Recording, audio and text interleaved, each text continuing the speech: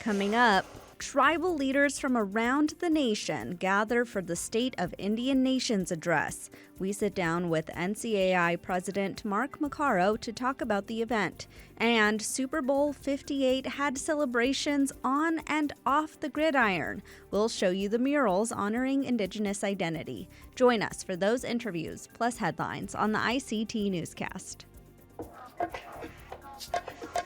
This program is made possible by the Corporation for Public Broadcasting, a private corporation funded by the American people.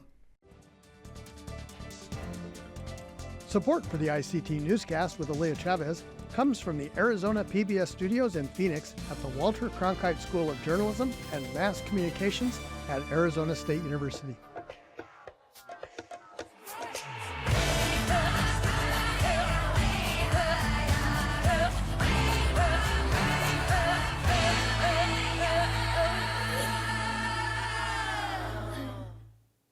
Amidawahopa. Thank you for joining us. I am Aaliyah Chavez. It is the story everyone is still talking about, Sunday's Super Bowl win by the Kansas City Chiefs over the San Francisco 49ers. We start today with two Native American offensive linemen who are celebrating and making room for their new Super Bowl rings. Long snapper James Winchester is a citizen of the Choctaw Nation of Oklahoma, and center Creed Humphrey is from the Citizen Potawatomi Nation. Both helped Kansas City win back-to-back Super Bowl championships, and it isn't their first time. This is Humphrey's second Super Bowl win with the team, while it's Winchester's third. Winchester is currently tied with tight end Travis Kelce for the most postseason appearances in franchise history. Staying with the Super Bowl, aside from the players, there was an Indigenous presence in Las Vegas, from protests to celebrations. Change your name! Stop the chop!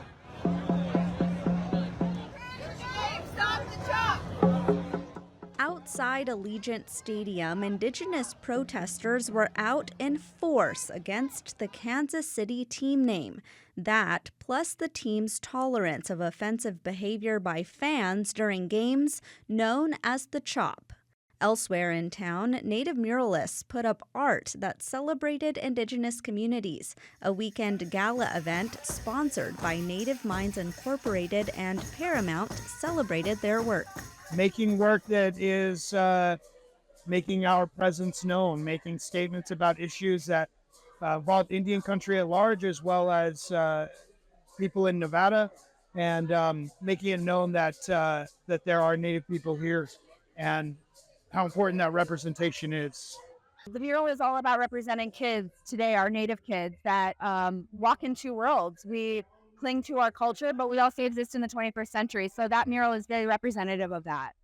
Those efforts to eliminate us didn't work and will continue to not work as we strive to move forward and continue to embrace not just who we are, but embrace our future and make sure that our children have more than we did.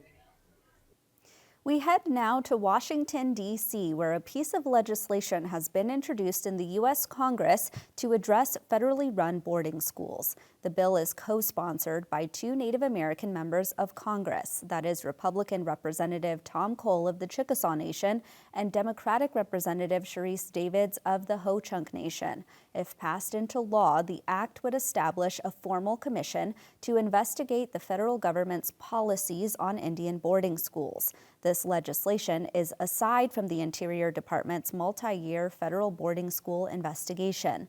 In July of 2022, Secretary Deb Haaland testified before lawmakers about this horrific time period in American history and how it impacted her own family. My mother, she had her hands hit with a piece of rubber hose every time she spoke Karis. It's one of the reasons why she didn't want to teach us Karis, our native language, because she was worried and scared. And so you can see how easily it would be to have generations of non-native speakers because their parents are worried about the future of their children. The bill is currently waiting to be heard in the House Committee on Education and the Workforce. Well, the brand Nike is widely known in Indian country because its support of Native youth through its N7 program. The University of Montana recently hosted a Nike N7 basketball game to pay tribute to Native American tradition and heritage. Each year, Nike calls for Native artists to submit designs for its N7 clothing line. Blackfeet artist Lyle Omiasu was selected to design this year's logo. Omiasu, who is wearing his winning design, said he was excited to be chosen and a little nervous. Because it's Nike, so you gotta make it your best. So that's what so it was I was really happy at first, and then kind of got kind of nervous. And then after I got it all done, and then they kind of looked at it, and then so it was kind of a little bit of stress there. But once they came back, they liked it, and I was really happy. All of this year's designs are available online. And those are the headlines for the ICT Newscast.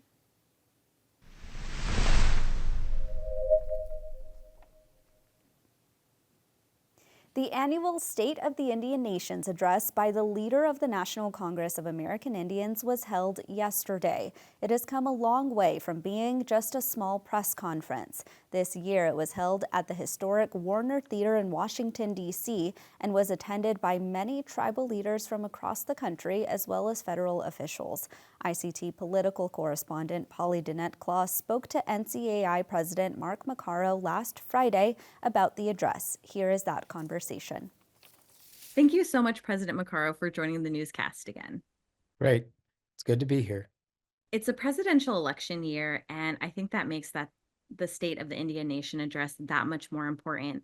And so what would you like for presidential candidates and congressional candidates to take away from your address this year? There's a number of things. Candidates and office holders, incumbents, everybody needs to know, first of all, that Indian country issues are nonpartisan. They're neither Democrat nor Republican. In what we expect from Congress, what we expect from legislators everywhere is that you do right by tribal nations. How can they do that? I'd like to suggest, here's an answer. Focus on treaties and focus on nation-to-nation agreements and good faith dealings with tribes. For instance, every office holder, whether it's in Congress, whether it's a member of the Supreme Court, somebody in the administration, those in the military, anywhere and everywhere in America, they all swear an oath to the U.S. Constitution, right? When they do that, I know not everybody reads line for line the Constitution. They should, because in Article 1, Section 8, that's called the Commerce Clause, there's an enumeration of the sovereigns there. And that line there, it puts on the same parity the nations of the world, the several states, and the Indian tribes. In that order, and that's the short litany there of sovereigns. And so Congress pledges that's what they're going to do. They're going to deal with each of those sovereigns in a governmental manner. The other part that's really important is Article 6 of the Constitution. When they swear that oath, they're swearing to Article 6. And Article 6 says that the laws that the nation makes, the federal laws and the treaties, are the supreme law of the land taken together. And legislators need to remember that, especially those in Congress and in the courts. And so we're going to continue talking about treaties, the importance of upholding them and doing right by them and keeping the promises that were made. And what are some of the issues that you're hoping to highlight during this year's address? In general, we're going to, there are issues that involve the Farm Bill. The Farm Bill is the one big active bill that's out there that is teed up for potential success. And we can get everybody to come together at the right time. The Farm Bill has a good chance of passing, perhaps. Also, we need to get the annual authorization now for advance appropriation for Indian healthcare. Having received it once already, it needs to happen every year. It has to be approved to have that advance appropriation, so that if funding streams get cut off because budget talks break down, healthcare can still be provided to Indians, and employees of Indian health facilities across the country won't be laid off, and on and on. So ideally, we move that eventually, hopefully, to we don't need that to be an annual reauthorization. It can be into perpetuity, automatic. And for NCAI members who may not know, what is the importance of the State of the Indian Nation address and what does it accomplish every year? The State of Indian Nations, it started in 2003, and the first State of Indian Nations was delivered by NCAI President Tex Hall. And it is intended to establish some parity, some governmental visual symbolic parity with nationhood and with the United States, with the president and leadership. And so with that, there are actually several audiences within the speech that the address is speaking to. Of course, there's the members of NCAI. There's all of Indian country. And then, of course, there is the audience of the Hill. And we're talking about our federal partners, our counterparts, elected officials, Congress, both the House and Senate, the courts from the Supreme Court, and all the appellate courts, of course, the federal courts nationwide, and then everybody's staff. The staff are such important players in the mix of all that gets done and maybe doesn't get done. And so it's an opportunity to address that audience, the political and judicial audience as well. So for somebody who's new to the State of Indian Nations, the address will highlight, it will speak to some of the priorities that are given to be at this particular point in time as we sit here in February of 2024. I think part of the address is going to be actually an introduction of who is this NCAI president? Who am I? And what is my background, so that folks get a little idea of who I am and what it is, what my outlook is like, what my leadership might be like. And what is your message to young Indigenous people who may want to be tribal leaders one day and who very well might be president of the National Congress of American Indians one day? We want to hear what you have to say. When you have a moment to make a difference, make the most of that moment. When you have a moment to be persuasive, be aware of when that best timing is going to be. You want to use those opportunities because they're not always present. When those opportunities do come, you want to make the most of those opportunities so that you'll bring people along with you. And so I guess what I'm talking about is sometimes there's a difference between boldness and activism, and where change often occurs, though, is in the processes of politics, in legislation, and bridging the two and knowing how to bridge the two and get in from one arena to the next is a very important awareness and then skill to navigate and learn. Well, that's all the time that we have, President Macarro. Thank you so much for being on the newscast. I really appreciate it. All right. Thank you, Polly.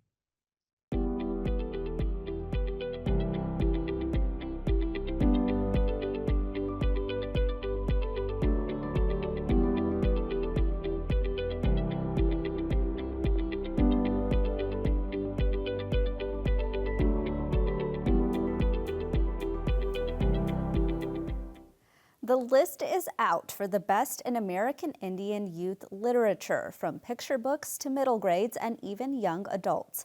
ICT Shirley Snavy talks with the president of the American Indian Library Association, Allison Waka. I want to talk books. You're the president of the American Indian Library Association, and we just got a press release saying who the winners are for young literature. You want to talk about that? It's a lot of work. Our advisory council meets, it's been like over a year because they are every other year. So we have a lot of books to go through, and it's been amazing because we've had more than ever. Some of the stipulations that we have are it has to be author and illustrator have to both be tribal citizens. And so we're seeing that finally the publishers are catching on and putting native illustrators along with the authors. We have a wonderful council that it's been led by Danielle Burbank and Joy Bridwell. Had a wonderful group of books to choose from. I think that it shows when some of the books like Resball gets multiple accolades. It shows that Native authors are finally being recognized as they should be. I think it's marvelous that you've stipulated that the illustrator has to be Native American too. I know Yes. so often with these publisher houses in the past, they're like, oh, well, don't worry about the illustrator, we'll pick that. And I think it's easy for folks to say, oh, we don't have any Native illustrators. And yeah, it's just not true. The thing is they have to do the work and seek them out. What a choice that parents have to make about what to buy for their children, their young children. And I think that an award like this probably makes it easier to navigate for them. Definitely. And that's what we're here for educators, for library staff, parents, families. We also want to really promote libraries themselves. So bookstores are wonderful, Birchbark Books and so forth, but also promote that libraries should be carrying these books as well. And also giving us access to free materials, being able to take your kids in and be like, you can get whatever you want.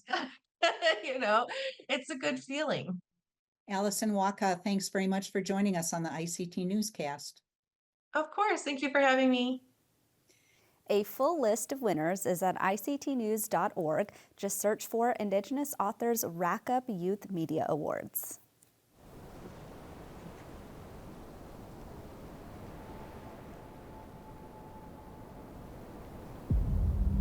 When I think about the reservation and my life there as a kid, it's a time and a place that I really yearn for because I spent that time with really formative people in my life, teaching me what it meant to be Navajo.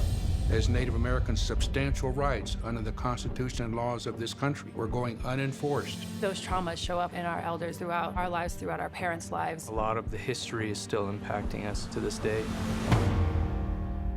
There's something really powerful that happens when you articulate an injustice. And at NARF, we do that on all fronts. The Native American Rights Fund is the oldest and largest nonprofit law firm. Fighting alongside our tribal communities to defend Native American rights. I see the difference that it makes with our Indian people. We are facing really challenging times. The right to vote has been under siege. Without voting, every other right in Indian country that matters falls.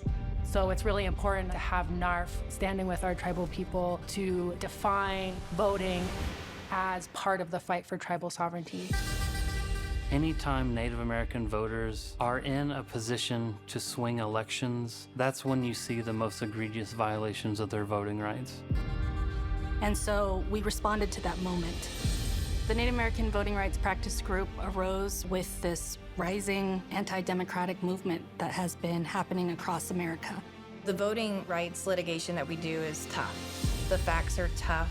They're very personal to our voting team, but our wins are big. And we win all the time.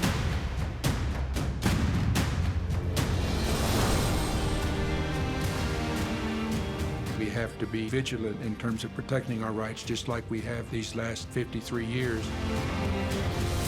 In order to make good on the promise of America, we have to make sure that every Native American can vote and have the ability to effectuate change in their communities. I think that's the way that we collectively move forward. The Native vote matters because it's important, because it makes change in all of the states we work in. When our ballot box achieves justice for Native people, that's when we as a country can really feel faith in our institutions. This election year, NARF will be leading the fight to protect Native American voting rights in states across the country. Follow along as we tell our stories from reservations, communities, and on the front lines of democracy. Now is the moment. Join us. Keith Sikola is an Anishinaabe musician who makes rock, folk, and country music. ICT sat down with Keith recently to ask about his career and what music means to him. I remember wanting to be a songwriter and a musician for a while before, but I loved sports too, so sports was always big up there too. Well, I think, first of all, you got to draw attention to it, and that is one way. And the early songwriters would write protest music was a very popular way, and I think the categories of that are there now. You see much of the newer music categories, rap and things, and they're a kind of protest music, like saying what it is, and I think people react to things like that. You write songs, you bring awareness out. But I think like people coming together and singing, and sharing stuff. The Lakota people, and there's prophecies of giants, in North America there are 3 giants, and they were bad giants, and they took down one of the giants and they cut the stomach open of the beast, and they could see corporate tribes inside the stomach, people inside the stomach, and all these things. And they talk about, how did this corporate giant eat all these things, and what scares it. And they say when people sing together scares it. When people play the flute scares it. It scares it because of the power of the people. I think that we have the power. As an artist, you want people to look at your painting and then appreciate the subtleties of it. Like, oh yeah, you said this lyric or you said that lyric. And then sometimes just to, when you're playing in public, to see people moving and dancing is a lot of fun. One of the bigger lyrics is like that. I got a sticker, says Indian power. I stuck it on my bumper. That's what holds my car together. A sticker saying Indian power holding a car together, that shouldn't run. I think that symbolism is right there, and it's out there. And I think that's what people really like that song, because as a songwriter, you kind of write your song out of your music, yourself out of the music. So they have a the metaphysical understanding where it belongs to more people. I seen an email today saying, somebody says, your song Indian Cars reminds me of my dad's car. And that's the beauty of it. You write that metaphysical understanding where everybody can draw meaning to it, and not just one person or something. And so to me, it's about the richness of being poor, the ironic economic situations that many people, Native people, are in. Your car is not up to date, but we have to drive it, But I think we've also changed the scenario of it too. Now, instead of driving beat up cars and picking up our infants and our children, we're being more conscious of having good tires and good cars, transporting our children in good mobiles and things like that. But I've seen that change in 50 years. So I think one of the best things that somebody told me one time, I was going to a powwow. I was probably in my early 20s, and I'd carry my guitar everywhere I go. And an elder seen me listening to the drums a lot. And I would sing on the drums too, powwow drums and that. And he told me, he said, yeah, you play your guitar, hey? And I said, yeah. And he goes, well, treat your guitar like a drum. It took me a while to think about what he said to me, and the way the natives treat drums, they put tobacco out, they pray to them. Before they pray, they'll have a feast for a drum. They'll wrap it in a blanket or a and maybe come and sing on it. And so, to me, I call the guitar the little brother of the drum. The guitar is the little brother, so it can shine lights in dark places and go places where maybe a drum can't go or isn't able to go at the time. Valentine's Day is 2 days away. Do you have any songs that I do have.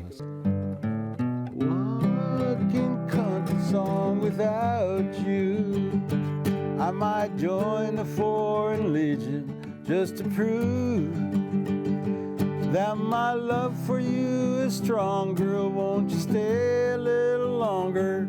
Won't you dare say so long, girl, or do. Would you be my Valentine? You know that I'd be yours if only you be mine. Would you be my Valentine? I'd be yours if only you'd be mine.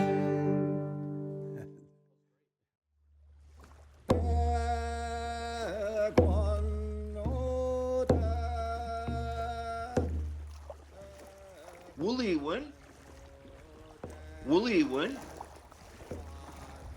Thank you. Wooly is good. So Wooly win is thank you in a good way.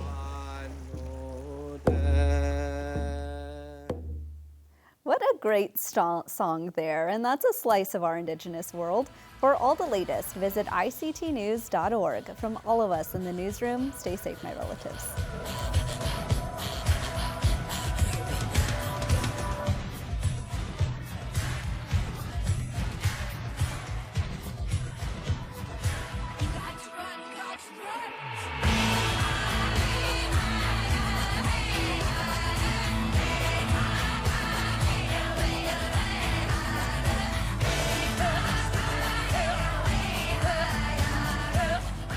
This program is made possible by the Corporation for Public Broadcasting, a private corporation funded by the American people.